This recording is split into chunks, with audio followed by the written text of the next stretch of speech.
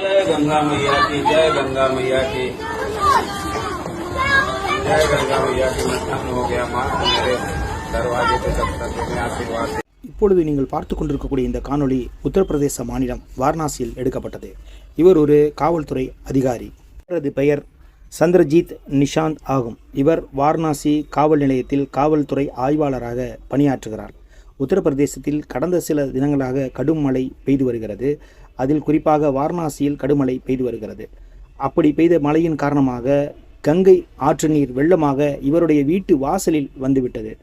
அவர் என்ன சொல்கிறார் என்றால், பல மக்கள் பல நாடுகளிலிருந்து கங்கையில் குளிப்பதற்காக வருகிறார்கள், ஆனால் நீயே என் வீடை தேடி வந்துவிட்டாய் என்று அந்த வெள்ள நீருக்கு பூ போட்டு பால் ஊற்றி மரியாதை செய்து கொண்டிருக்கிறார். அதைத்தான் இப்பொழுது நீங்கள் பார்த்து கொண்டிருக்கிறீர்கள். இது சில தினங்களுக்கு முன்பு எடுக்கப்பட்ட காணொளி. இப்போ நீங்கள் பார்க்குறது அதே காவல்துறை ஆய்வாளருடைய வீடு தான். இப்பொழுது வெள்ள நீர் வந்து பார்த்திங்கன்னா இடுப்பளவு தாண்டி கிட்டத்தட்ட வந்து மார்பளவு வரைக்கும் வந்துருச்சு. அவருடைய வீட்டுக்குள்ளே மார்பளவு வந்துருச்சு. அதையும் அவர் வந்து மகிழ்ச்சியாக சொல்லிகிட்டு இருக்காரு. காவிரி தாயே, என்னுடைய வீட்டுக்கு மார்பளவு வரைக்கும் வந்துட்ட அப்படிங்கிற அடிப்படையில் சொல்லியிருக்கிறார்.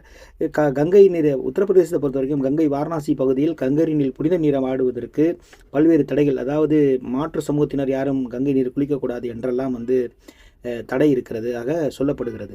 ஆனால் பார்த்திங்கன்னா இன்றைக்கி வந்து இன்றைக்கு மழை வெள்ள நீர் வந்து ஜாதி மத பேதமின்றி எல்லோருடைய வீடுகளுக்குள்ளே வந்து கங்கை நீர் போயிடுச்சு. இதனால் வந்து பார்த்திங்கன்னா மக்கள் அனைவருமே வந்து பல்வேறு விதமான சிரமத்திற்கு ஆளாகி இருக்கிறார்கள். ஆனால் இவர் மகிழ்ச்சியாக குளிக்கிறார். அதை தான் உங்களுக்கு வந்து காட்டுறோம். பார்த்திங்கன்னா நீச்சல் அது எந்த அளவுக்கு வெள்ள நீர் வந்திருக்கிறது என்பதெல்லாம் இந்த காணொலியை நீங்கள் முழுமையாக பார்க்கலாம். ஊர் முழுக்க வெள்ள நீர் வந்திருக்கிறது. மார்பளவு தண்ணீரில் வந்து உத்தரப்பிரதேச மாநிலமே மிதந்து கொண்டிருக்கிறது என்பதற்கு இந்த காணொளி ஒரு முழுமையான ஆதாரமாக இருக்கிறது.